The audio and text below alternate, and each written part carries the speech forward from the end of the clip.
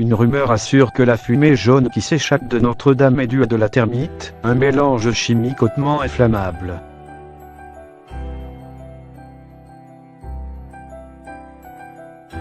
Cette couleur s'explique pourtant par la fonte du plomb, présent dans la toiture et dans la flèche.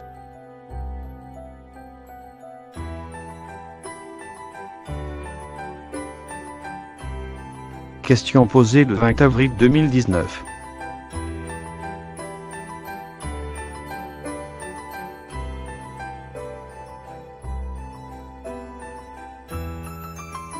Bonjour.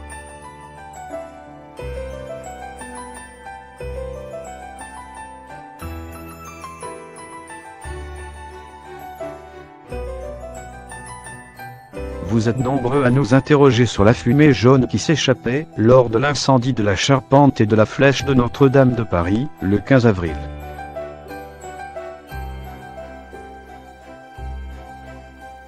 À ce sujet, un post conspirationniste relayé plusieurs milliers de fois sur Facebook affirme que le feu de Notre-Dame n'est évidemment pas un accident. Rien ne peut créer un tel incendie dans un lieu hautement surveillé, sauf un acte volontaire et délibéré.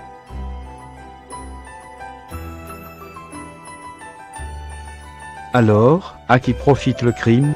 Pour étayer sa thèse, il assure que ces fumées jaunes indiquent sans hésitation l'utilisation de thermite.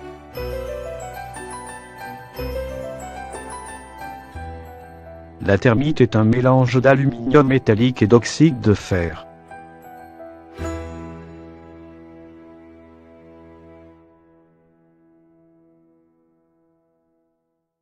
Sa réaction est dite aluminothermique.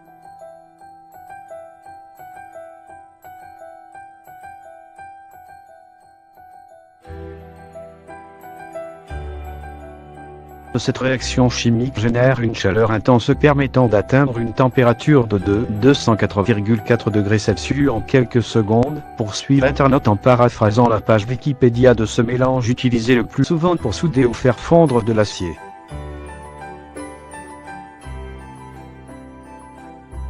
Selon l'auteur, l'incendie de Notre-Dame, comme les attentats du 11 septembre, prouve que les criminels qui nous gouvernent usent de tous les pires stratagèmes, les plus diaboliques, pour se maintenir au pouvoir.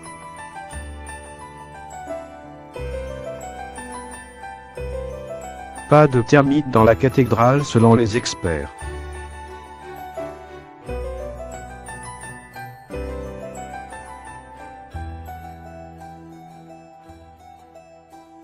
Certaines théories font en effet la part belle, pour expliquer leur effondrement, à la présence de thermite dans les tours de Manhattan.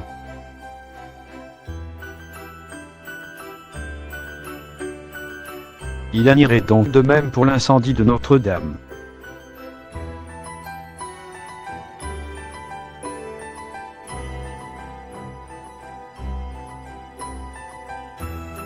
Pascal Paillard, responsable de l'équipe ingénierie des matériaux et métallurgie à l'Institut des matériaux de Nantes, confirme que la fumée produite par la combustion de thermite pourrait être jaune.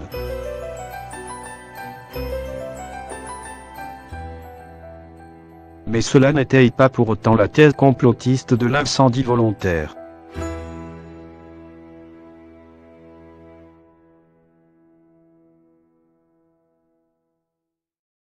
D'une part, car il n'y a pas de raison que de la thermite ait été présente sous la charpente ou dans la zone de travaux.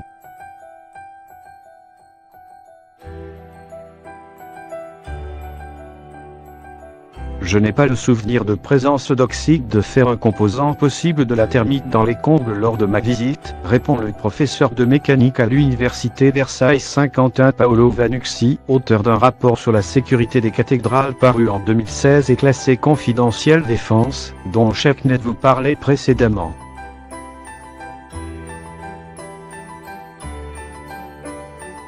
Le porte-parole de Notre-Dame André Finot insiste à son tour. Il n'y a pas de raison qu'il y ait eu de la thermite car il n'y avait pas de soudure sur les échafaudages, ce que confirme à Chepnet l'entreprise en charge des travaux.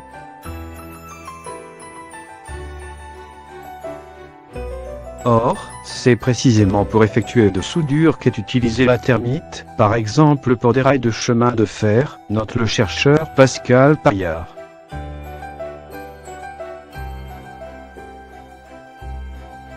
D'autre part, la fumée jaune pourrait s'expliquer autrement que par la présence de termites.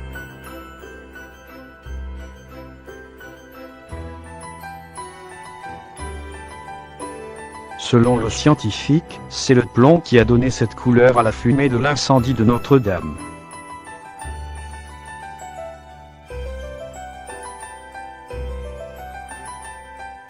La couleur de la fumée au-dessus de Notre-Dame correspond tout à fait à une combustion de plomb, appuie Pascal Paillard.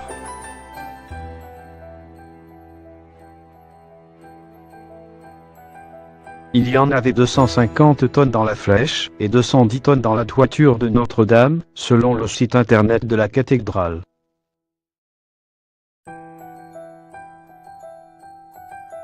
D'autres exemples de fumée jaune dans l'histoire.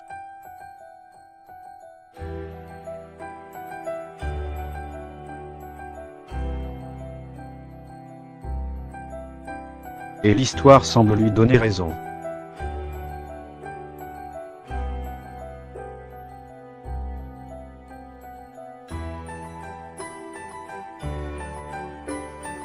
L'incendie de Notre-Dame est un événement historique, mais il ne s'agit pas du premier embrasement d'une cathédrale française.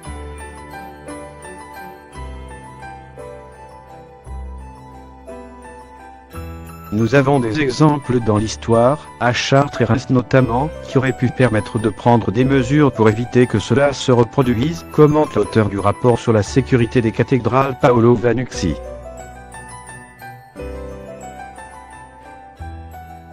Or, dans ces deux cas, les fumées s'échappant des lieux de culte en flammes étaient jaunes selon les récits de l'époque.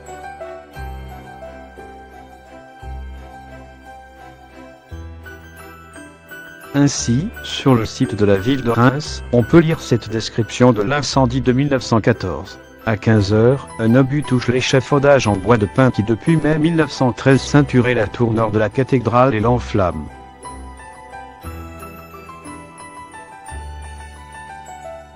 Vers 15h30, la toiture prend feu rendant l'incendie visible de loin, ce qui amène les Allemands à cesser leurs tirs.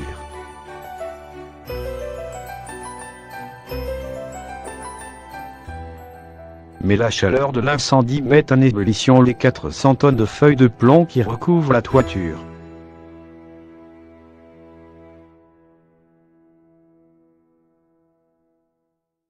Le plomb fondu se répand alors sur les voûtes et coule par les gargouilles, provoquant une spectaculaire fumée couleur jaune d'or.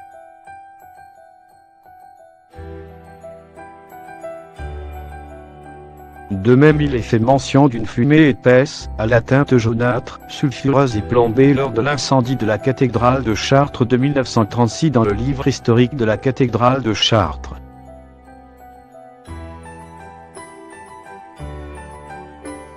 La thèse de Pascal Paillard, d'une fumée jaune due à la combustion de plomb, est ainsi confirmée par l'histoire.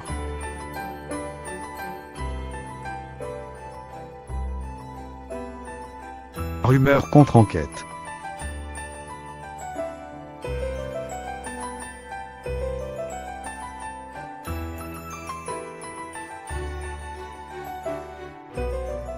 De nombreuses théories circulent à propos de l'incendie de Notre-Dame.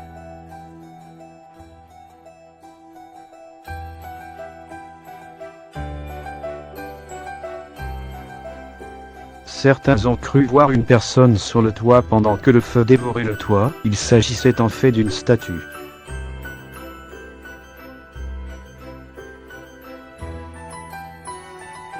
D'autres ont assuré qu'un gilet jaune, visible sur les tours pendant l'incendie, en était le responsable, mais c'était un pompier.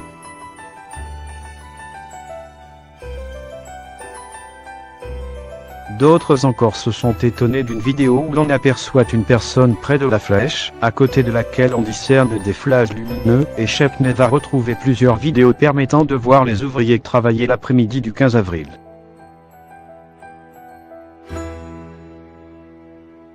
La thèse de l'accident, parfois remise en cause, est pourtant privilégiée par le procureur de Paris.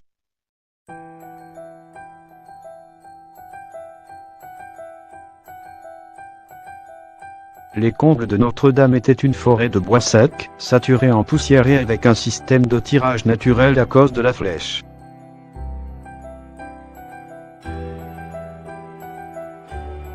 Je ne suis pas surpris que les pompiers n'aient pas pu circonvenir le feu.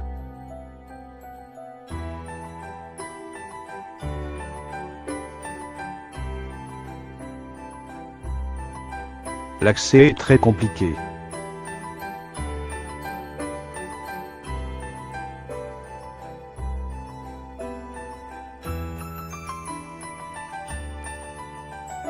C'est pourquoi nous avions préconisé l'installation d'un système d'extinction automatique en 2016, commente Paolo Vanucci.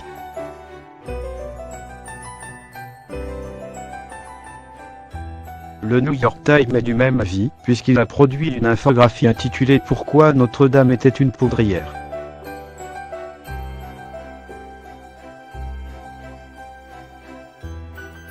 L'enquête pour destruction involontaire par incendie ouverte par le parquet de Paris est confiée à la Direction régionale de la police judiciaire de la préfecture de police de Paris, DRPJ, est toujours en cours, et devra permettre de déterminer comment le feu a démarré puis s'est propagé.